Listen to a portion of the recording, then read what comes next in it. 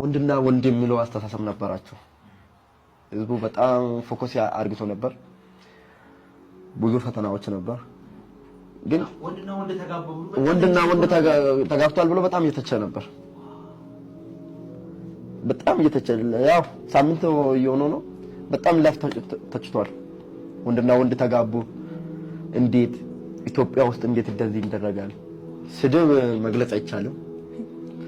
ግን ደግሞ እንደነገርኩ እኛ ሚሊተሪ ማለት ትንሿ ኢትዮጵያዎች ነን ብለያለሁ።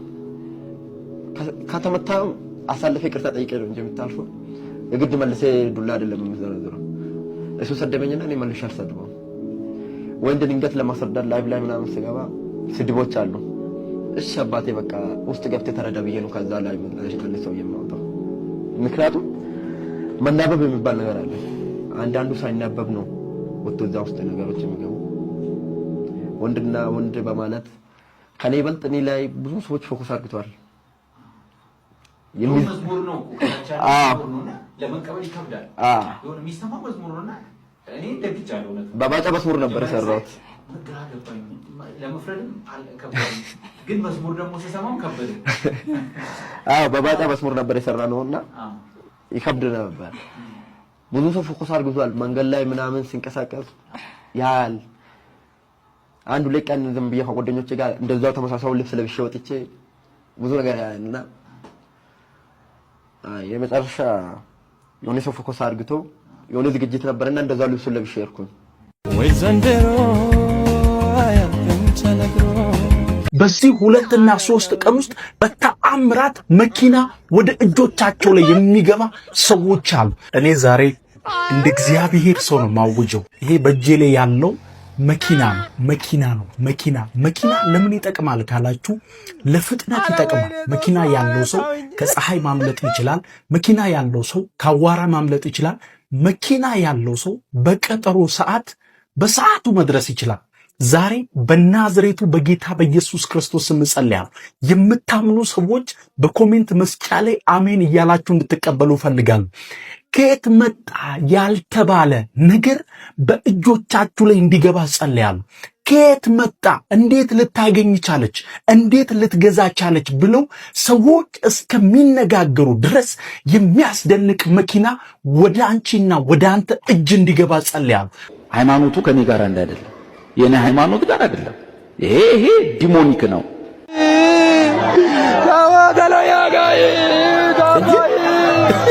ሰልፊ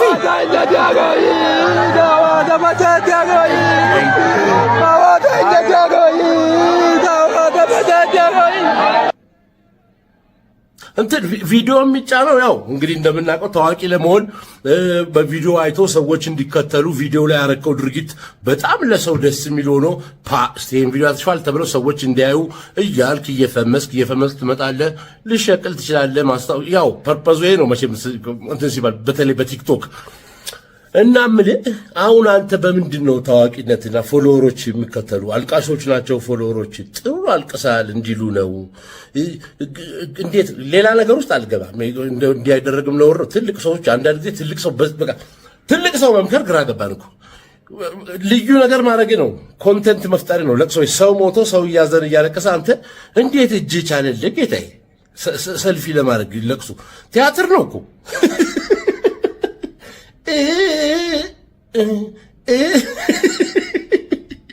ጥሩ አልቅሳል፣ ጥሩ ታለቅሳለህ። ማህበር እንትን ብታቋቁሙ እንዴ መንጉድነህ፣ እንደው መንጉድነህ ግን በቃ ሳትን በቃ አሁን እኮ የውጭ ሀገሩን ነገር ላይ ሶሻል ሚዲያን ጨምሮ ቴክኖሎጂን ጨምሮ ኤአይ በለው አለባበስ በለው ኤአይ ቢመጣ ስለሱ ቁጭ ብዬ አወራቸዋለሁ በደንብ ምን አይነት አደጋ ውስጥ እየገባን እንደሆነ በኤአይ ፊውቸር የሚታየኝ ኤአይን አቢዩዝ ከማድረግ በተለይ በቪዲዮ ምናምን ረገድ ያሉትን የኤአይ ነገሮች ለምን እንደምንሉ እናወራዋለን። እሱን ግድ የላችሁም። እንደውም ሀሳብ ጻፉበት። በኤአይ ዙሪያ ኖቲስ ያደረጋችሁትን ቁጭ ብለን እናወራለን። በነገራችን ላይ እንጀምራለን። ሰሞኑን ቁጭ ብለን የሆኑ ኢሹዎች አንስቼ የእናንተንም ሀሳቦች እንትላሉ።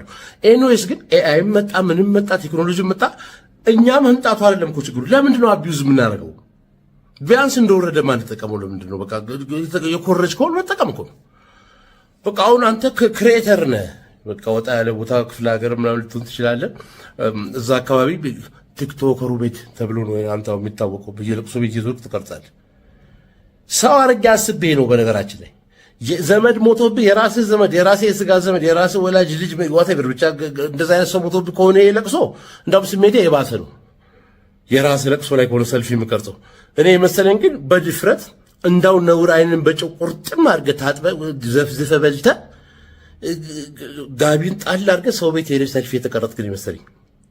አያምርም እንደዚህ በቃ ስንስት አያምርም። አንዳንድ ጊዜ የራሳችንን ብንጠብቅ ጥሩ ይመስለኛል። እንደው ተደበቅ እስቲ ኦንላይን አልቃሽ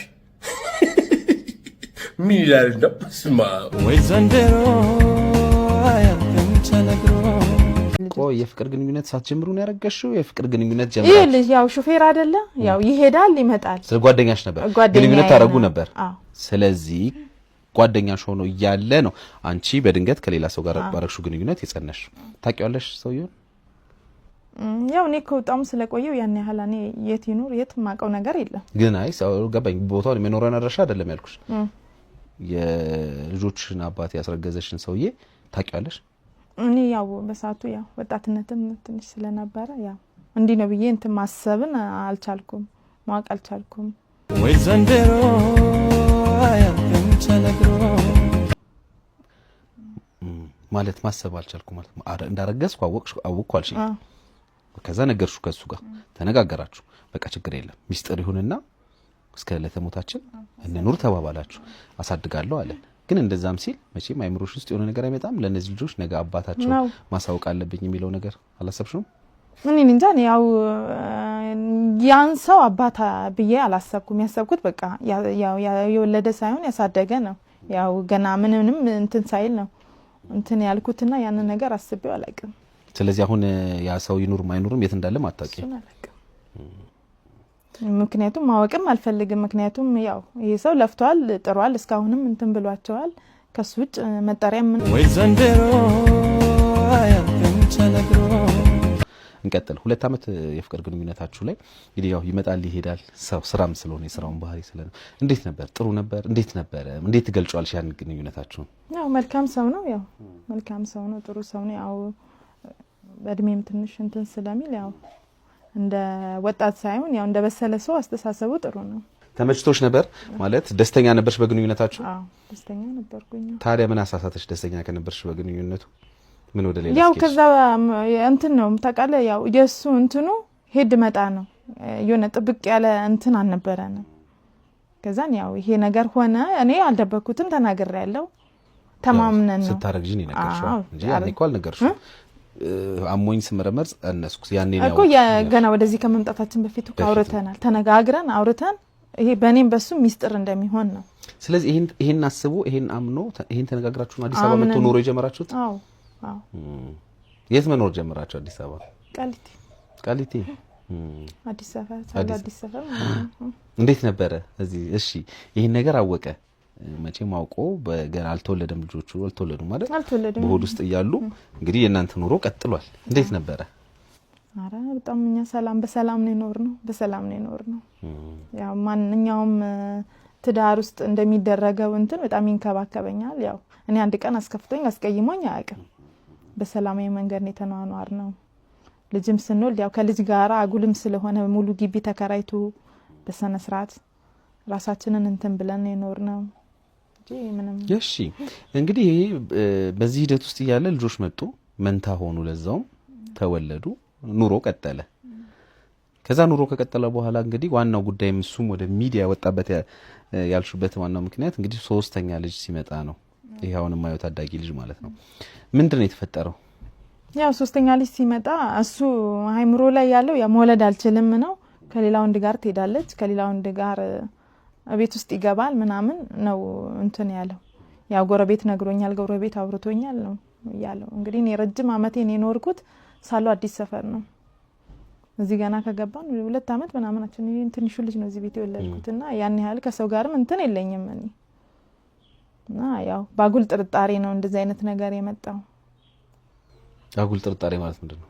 ማለት ያው ዝም ብሎ ጭንቅላቱ የፈጠረው ነገር ነው እንጂ ያው ምንም ነገር ኖሮኝ አይደለም። ከሰው ጋር ከሌላ ሰው ጋር ግንኙነት የለኝም ነው አንቺ የምትይው? እኔ የለኝም በፍጹም። እኔ ማለት ልጆች አሉ እዚህ ጋር። ሶስተኛው ልጅ የኔ አይደለም ያለበት ምክንያት ምናልባት የመጀመሪያዎቹ ልጆች ያው ከሱ ስላላለ እንትን ስላላልሽ እንትን እሱ ያው አሁን አይደል በሕክምና ያው እንትን ያለው ግን እንትን መውለድ አልችልም ብሎ ነው ራሱ የሚያስበው። ለዛ ነው እንግዲህ ከመንታዎቹ በኋላ ያው ከቆይታ እንግዲህ ከ7 ዓመት ሊሞላቸው ሲል ነው ይሄኛው የተወለደው። እነዚህ የተወለዱት ይሄኛው ልጅ የተወለደው ከመንታዎቹ ከወለዳችሁ ከ7 ዓመት በኋላ ነው። 7 ዓመት እንዴት ነበር? እኛ ሰላም ነን። አንድ ቀን ተነጋግረን አናውቅም። ወይ ዘንድሮ አያልቅም ተነግሮ